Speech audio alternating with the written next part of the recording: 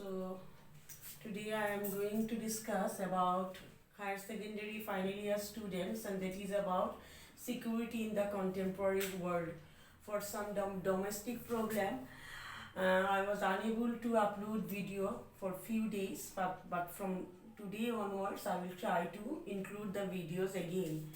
So security in the contemporary world means, earlier security means the traditional security. It was a narrower concept, or it is a narrower concept. So nowadays security is divided into two types: traditional and non-traditional security.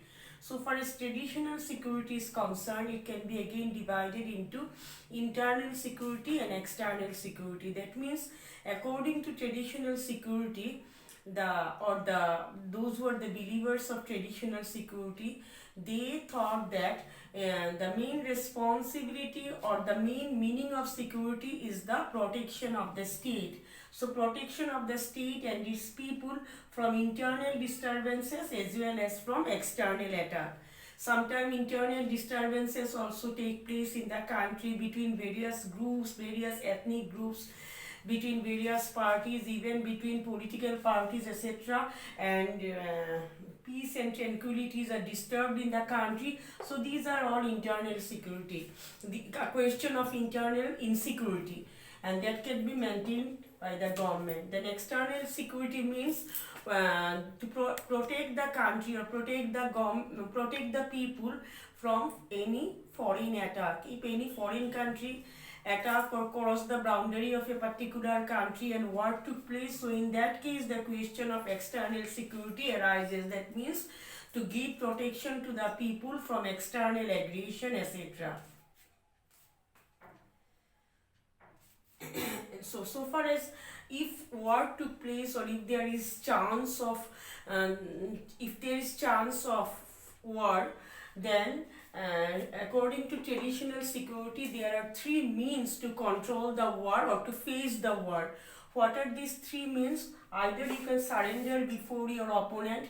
Okay, I am weak in comparison to you, so I have surrendered before you. Or raising war cost to an unacceptable level. That means you increase your security expenditure, or you increase your expenditure in producing more arms and armaments, etc., so that automatically your opponent will become little bit concerned about your own position and they may not attack you. That means you will have to increase your defense expenditure in such a way that your opponent or the country which is going to attack you may think twice before doing that, or to defeat the enemy.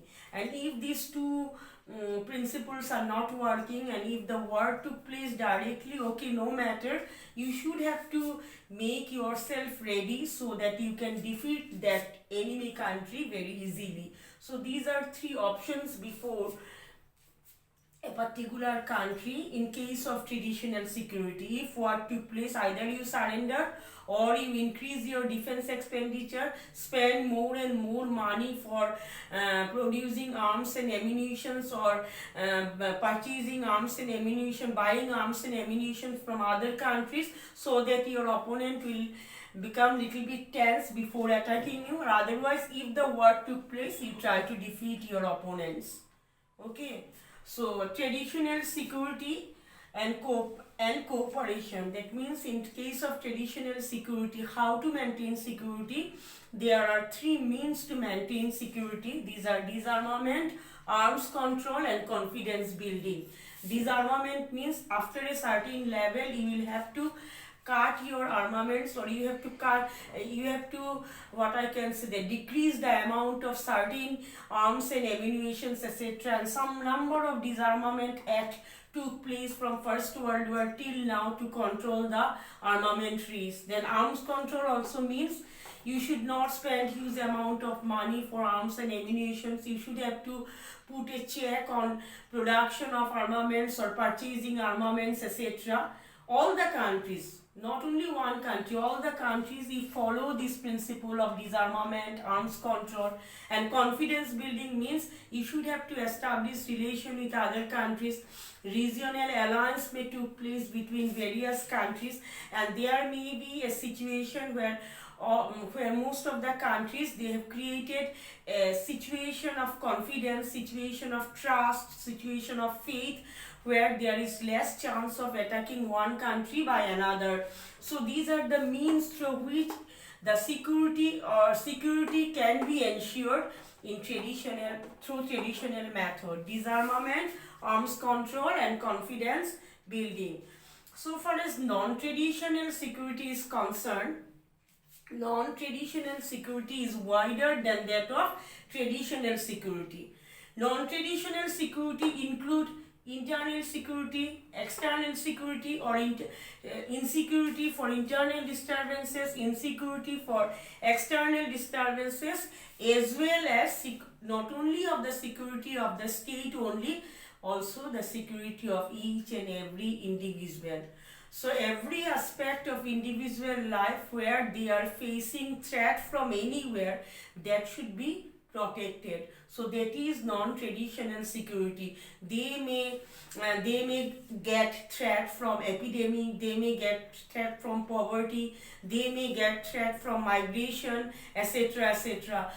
They may get threat from not getting chance for education, etc., etc. So any kind of threat that is that the individual are facing in their day-to-day life, as for example threat from terrorism, all these things are included in non-traditional concept of security. So you try to read about what is traditional security and what is non-traditional security and differences between them. That means traditional security puts stress on state security, and non-traditional security puts stress on state as well as individual security. Traditional concept of security is a narrower concept. Non-traditional concept of security is a wider concept. Then traditional security only include internal security and external security, mainly of political nature, but non-traditional security consists of various kinds of, what I can say, that various kinds of threat which the human being are facing in their day-to-day life, etc. For example, violation of human rights, everything. So generally the non-traditional security can be divided into human security, okay, and global security. So what is human security? Nowadays human beings are facing various types of problem. They are facing problem from terrorism, they are facing travel problem for migration, they are facing problem for various types of epidemic diseases, they are facing problem for flood, they are facing problem from the government because government may have protected from an internal and external security, but government may not provided them the human rights, or government may violating the human rights. So various kinds of threats are nowadays facing by the individual. So all these things are joined together known as human security. That means to create a position for an individual or the human being so that they can enjoy a life without any kinds of threat. And global security is another concept. This is developed after 1990s because of global warming. That means it is an environmental issues. Because of global warming we are facing nowadays various problems. Sea levels are increases, so flood became nowadays natural phenomenon for various countries, which countries otherwise they have not witnessed flood earlier. Then some of the countries like Bangladesh, Maldives, etc., there is every threat for those countries, because a day may come when those countries may vanish into the sea. So these type of things are going on for global warming. Then AIDS, it is a peculiar disease which is spread throughout the world, and it is a kind of disease which is much more, what I can say, that mortality rate in AIDS is very high. Then epidemics like bird flu is there, then flood, terrorism, all these things are global issues which it is not possible for a single country to control these type of, what I can say, that phenomenon single-handedly. They cannot control global warming single-handedly because it is related with whole world.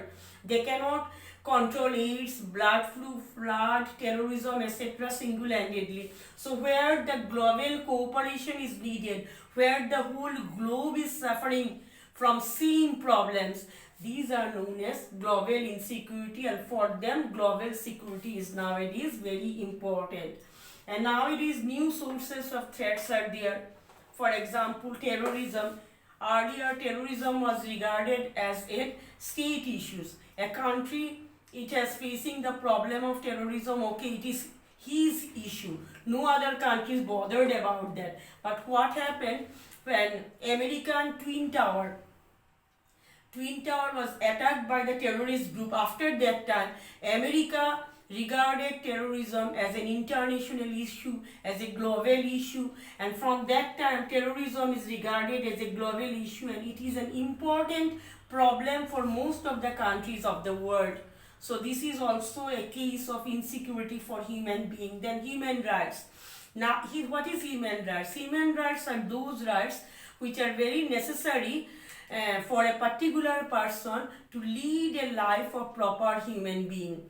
So these are our innate rights, these are our natural rights, which rights are generally seen throughout the world, because human beings, when they born, they are all equal. So these rights are some natural rights or innate rights which are very much necessary for the development of the human being. But most of the countries, they are not giving human rights properly to their citizens. In some countries, human rights are violated by the government. So when the people are not getting human rights properly, or they are not in a position to enjoy the human rights properly, that is also a question of insecurity. Then global poverty. You know that poverty, whole world is divided into two types of countries. One is regarded as northern countries, and one the countries of south. So southern countries are generally, they are underdeveloped country, and here the people are facing the poverty very much. Number of people are still living below the poverty line. They are not getting sufficient food, nourishment, that is nourished food, that is still their dream. So global poverty is an important issue which is also related with the violation of human rights, and which is also a big question for human insecurity. Then migration. Sometimes migration took place for some reasons or other. Number of reasons are there. Sometimes ethnic conflicts took place between two groups. Sometimes communal conflicts took place between two groups, and for all these reasons, people are migrated from one country to another country because of insecurity in their own homeland. So migration also sometimes created problem for the people. Those who are migrated in the country, they are also facing the problem, and those who are the original people, they are also facing the problem because of that migration. Then health epidemics is there. I already told you number of health epidemics about AIDS, blood flu, and all of you are, then swine flu, number of, then Ebola. All these things are, this type of virus are unknown to the people. These are of very recent origin, and all of you are aware of that COVID-19. So all these things created health epidemics throughout the world, which has created insecurity in the life of the people, and all these things are included in the concept of non-traditional concept of security. Traditional concept only means internal security, to protect the people from internal disturbances and external attack. But non-traditional security means not only state security, it mainly means individual security, security of the individual. So you try to read about what is global warming, what is global security, what is human rights, then what are the differences between traditional and non-traditional security, what are the methods, that is disarmament, then arms control, then confidence building. So all these things you read properly, and what is global security, why the concept of global security arises after 1990s, etc. So in a nutshell, I have discussed this topic. So tomorrow I will upload another video. Thank you.